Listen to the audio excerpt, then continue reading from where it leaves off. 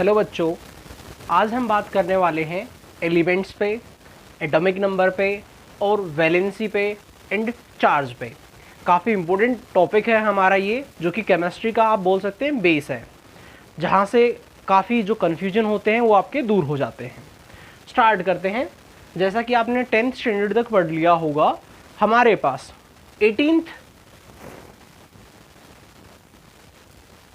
Group है। First, second, third, fourth, fifth, sixth, seven, 8, 9, 10, 11, 12, 13, 14, 15, 16, 17, 18 हमारे पास क्या है? ग्रुप्स हैं। यहाँ पे ये वाला जो है ये एस ब्लॉक होता है। यहाँ पे ये है एस ब्लॉक, ओके। ये है डी ब्लॉक। यहाँ पे जो माना गया है ये है पी ब्लॉक, ये वाला, ये पी ब्लॉक है। अब मैं आपको बता दूं, आपको जो 11th में कवर करना है वो एस ब्लॉक और पी ब्लॉक कवर करना है। डी और इसके नीचे जो आता है वो एफ। डी और एफ आपका आएगा 12th स्टैंडर्ड में, तो मैं डी और एफ की बात नहीं करूंगा, मैं बात करूंगा यहाँ पे एस एंड पी की। चलो स्टार्ट करते हैं। यहाँ पे मैं आपको एलिमेंट्स बताऊंगा कैसे आप याद रख सकते हैं, देन उनका मैं एटॉमिक नंबर बताऊंगा कि एटॉमिक नंबर आप कैसे बता सकते हैं। आपको क्रैम करने की जरूरत नहीं है। सुनो, यहाँ पे होता है हाइड्रोजन, फिर हमारा है लिथियम, सोडियम,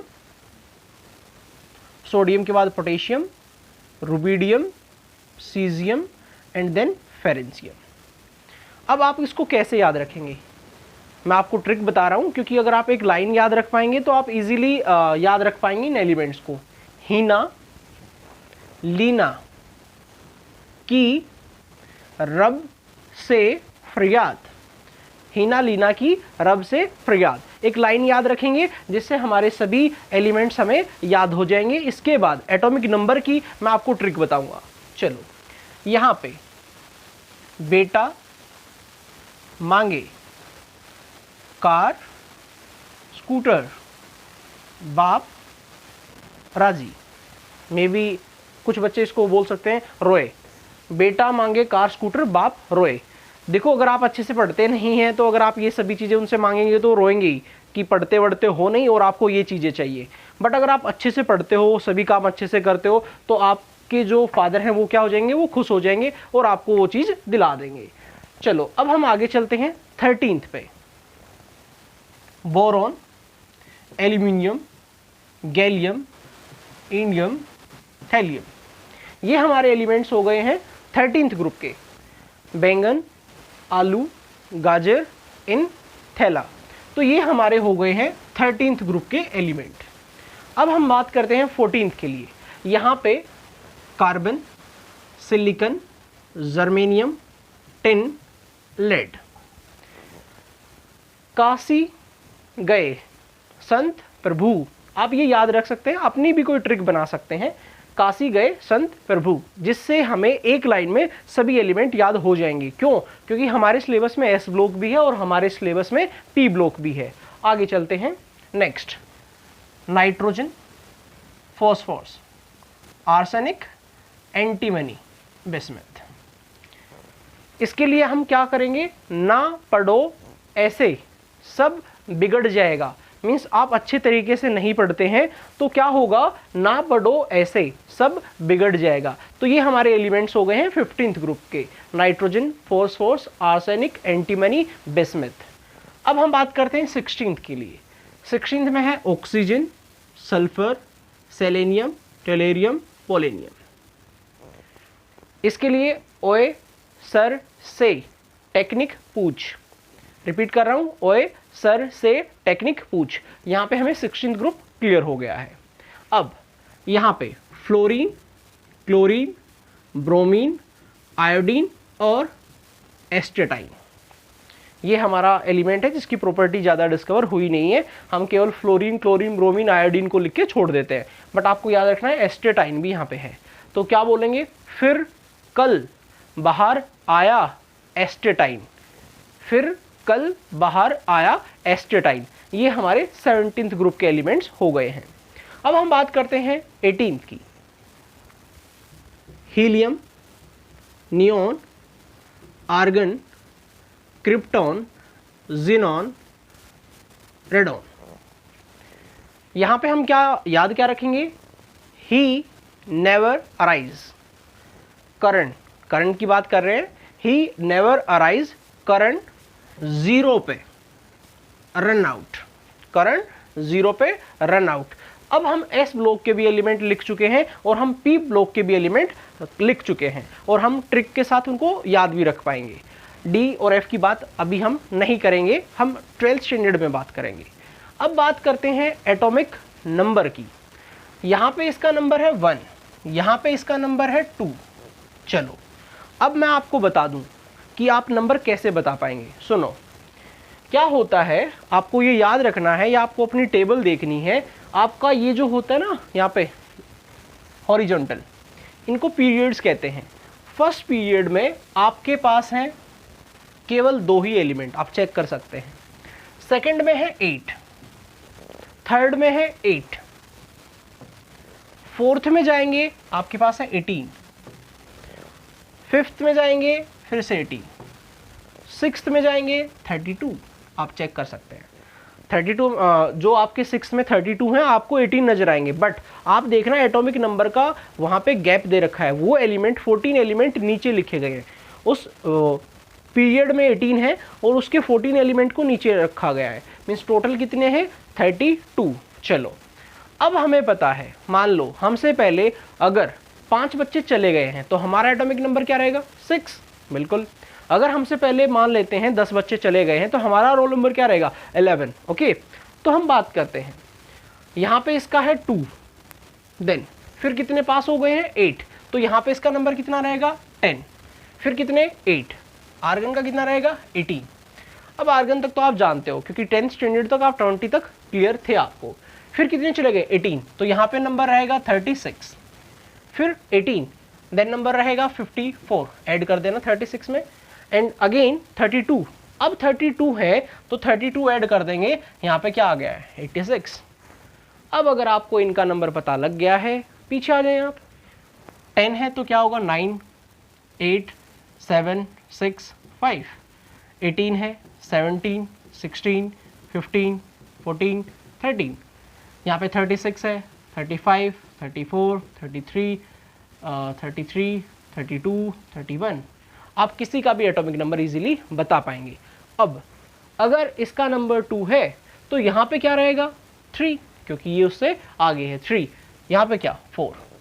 वहाँ पे 18 है, यहाँ पे क्या? 19, और इसका क्या रहेगा? 20। वहाँ पे 36 है, 37, 38, 54 है, वहाँ पे 55, 56, 86 है, 87, 88। आप इजीली एटॉमिक नंबर बता पाएंगे। क्यों? एटॉमिक नंबर बहुत ज़रूरी है। आगे चल के हमें इनकी क्या करनी है? इलेक्ट्रॉनिक कॉन्फ़िगरेशन करनी है। आप इजीली कर पाएंगे। अगर आपको एटॉमिक नंबर नहीं पता होगा तो आपको काफ़ी डिफ़िकल्टी आने वाली है। अब मैं आपको आगे लेके चलता हूँ। अब तक हम क्या करते थे? तब हम कंपाउंड फॉर्मेशन करते थे, देन हम क्या करते थे? पहले वैलेंसी फाइंड आउट करते थे। अब ऐसा कुछ नहीं है। जो भी एलिमेंट फर्स्ट में है उन सब की वैलेंसी +1 है। याद रहे, इन सब की वैलेंसी रहेगी +1। इनको एक ग्रुप में इसीलिए रखा गया है क्योंकि इनकी प्रॉपर्टी सेम है। जिनकी प्रॉपर्टी सेम है उनको एक ग्रुप में रख दिया गया। ये टेबल हमारे लिए बनाई गई है कि हम इजीली चीज़ों को कवर कर पाए। अब यहाँ पे बात करते हैं इन सब की क्या रहेगी? +2।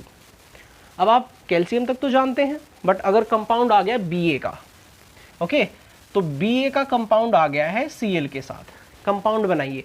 अब Ba का आपको एटॉमिक नंबर नहीं पता, आपको ज़रूरत भी नहीं है, आपको ये क्लियर होना चाहिए ये सेकंड ग्रुप में है, इसकी वैलेंसी क्या होगी? 2।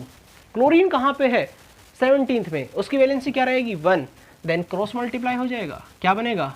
BaCl2। आप कोई भी कंपाउंड बना पाएंगे। यहाँ पे वैलेंसी 1 है, यहाँ पे वैलेंसी 2 है, यहाँ पे 3 है, यहाँ पे 4 है, यहाँ पे -3, -2, -1, और ये क्या है? 0। वहाँ पे वैलेंसी 0 है, इसीलिए हम उसको 0 ग्रुप भी बोलते हैं। याद रहे आपको। आप इजीली किसी भी कंपाउंड को फॉर्म कर पाएंगे। जैसे कि आपको मान लेते हैं कंपाउंड बनाना है कैल्शियम का। कैल्शियम का बनाना है ऑक्सीजन के साथ। कैल्शियम का अगर हम चार्ज देखेंगे +2 है, ऑक्सीजन का कितना है, -2 है। देन हमारा क्या बन गया, CaO, 2 आया था, हमने कॉमन ले लिया, क्या बना, CaO। अब आप कोई भी कंपाउंड इजीली बना पाएंगे, आपको कॉन्फ़िगरेशन करने की कोई भी ज़रूरत नहीं है। अब आपको पता है ये वैलेंसी 1 रखते हैं, ये 2 रखते हैं, ये 3, ये 4, -3, -2, -1, 0। अब आप किसी को भी क्रॉस करके कंपाउंड फॉर्म कर सकते हैं, आयोनिक कंपाउंड इजीली फॉर्म कर सकते हैं, क्योंकि आयोनिक कंपाउंड बनते हैं S और P, ये इलेक्ट्रॉन डोनेट करते हैं और वो इलेक्ट्रॉन गेन करते हैं। इलेक्ट्रॉन ट्रांसफरिंग से ही बनता है आयोनिक बॉन्ड। अब मैं आपको आगे लेके चलता हूँ और कुछ चीज़ें मैं और आपको क्लियर करता हूँ, कैसे, जैसे चार्ज क्या होता है, कैसे आता है, ये सभी चीज़ें मैं आपको क्लियर करता हूँ। चलो अब हम बात करते हैं सोडियम पे। अगर वो एक इलेक्ट्रॉन डोनेट कर देता है तो उसके ऊपर +1 क्यों आता है?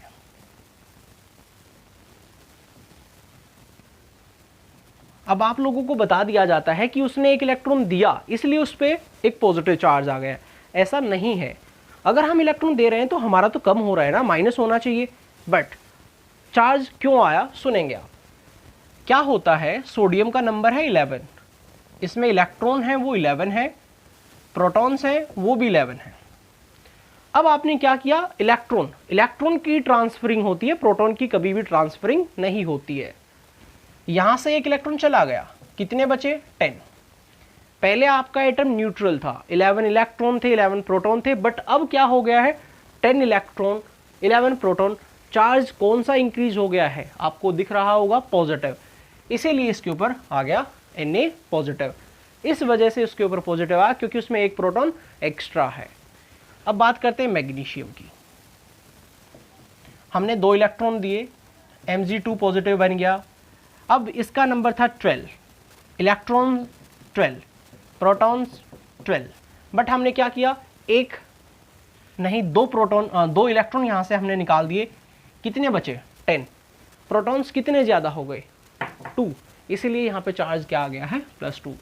आई होप आपको ये समझ में आ गया होगा। अब मैं आपको लेके चलता हूँ आगे, जहाँ पे आप चीज़ें क्रैम करते हैं, कैसे, CO3 2 नेगेटिव, इसके ऊपर चार्ज 2 नेगेटिव है। अब बात करते हैं कि 2 नेगेटिव क्यों है। क्या आपने क्रैम कर लिया कि कार्बोनेट पे 2 नेगेटिव आता है? आपको क्रैम नहीं करना है, मैं आपको बताता हूँ कैसे। कार्बन का नंबर है 6, जिसकी कॉन्फ़िगरेशन होगी 2,4। ये जो 4 दिख रहे हैं ये है वैलेंस इलेक्ट्रॉन, ये जो एटम है ये 4 इलेक्ट्रॉन को शेयर कर सकता है। अब ऑक्सीजन का नंबर है 8, 2,6, इसको 8 बनाने के लिए चाहिए 2 इलेक्ट्रॉन। अब क्या किया, इस ऑक्सीजन ने डिमांड की कार्बन से कि आप हमारे साथ शेयरिंग कर लो। ओके, कार्बन ने शेयरिंग की, कितने इलेक्ट्रॉन की, 4। अब एक ऑक्सीजन को चाहिए 2। अब हमने देखा ऑक्सीजन कितनी है यहाँ पे, 3, तो 3 × 2 क्या हो जाएगा, 6। कितने इलेक्ट्रॉन चाहिए, 6। कार्बन कितने दे रहा है, 4। इसका मतलब ऑक्सीजन को 2 बाहर से लेने पड़ेंगे, इसीलिए इस कंपाउंड पे चार्ज क्या आया, 2 नेगेटिव, क्योंकि कार्बन तो 4 ही दे सकता है, ऑक्सीजन को 6 चाहिए, तो 2 उसको बाहर से लेने पड़े, इसीलिए उसके ऊपर आया 2 नेगेटिव। और बता रहा हूँ मैं आपको, SO4 2 नेगेटिव। अब आपको ये अच्छे से समझ में आएगा। नंबर है 16, 2,8,6, ये शेयर कर सकता है 6। एक ऑक्सीजन के एटम को चाहिए 2, 4 को चाहिए 8, ये तो 6 दे रहा है, मीन्स 2 की कमी पड़ गई है, तो वो उसने बाहर से ले लिए। और मैं एक एग्जांपल आपको बता रहा हूँ, PO4 3-, यहाँ पे 3- ही क्यों आया, फॉस्फेट की बात करते हैं। नंबर है 15, 2,8,5, कितने इलेक्ट्रॉन शेयर कर सकता है, 5। ऑक्सीजन को कितने चाहिए, वही एक ऑक्सीजन के एटम को चाहिए 2, 4 को कितने चाहिए 8, बट ये कितने दे रहा है 5। इसका मतलब ये हुआ उसको 3 इलेक्ट्रॉन एक्स्ट्रा चाहिए, वो बाहर से उठाएगा और उसके ऊपर चार्ज क्या आएगा, -3। आई होप आपको समझ में आ गया होगा कि आयंस के ऊपर चार्ज क्यों और किस लिए आता है। क्रैम नहीं करना है आपको। Okay, thank you.